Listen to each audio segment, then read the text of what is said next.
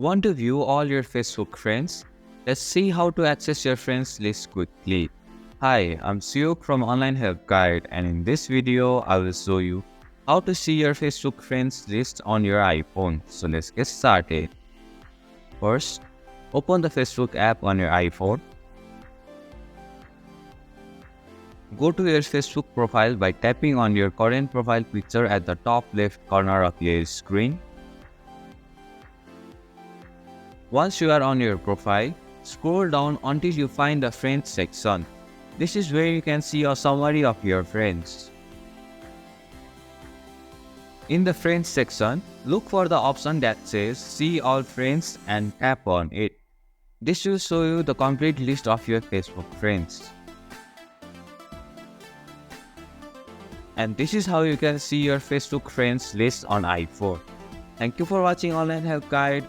Hope this video was helpful. If it was, then hit the like button and comment down if you have any questions or feedback.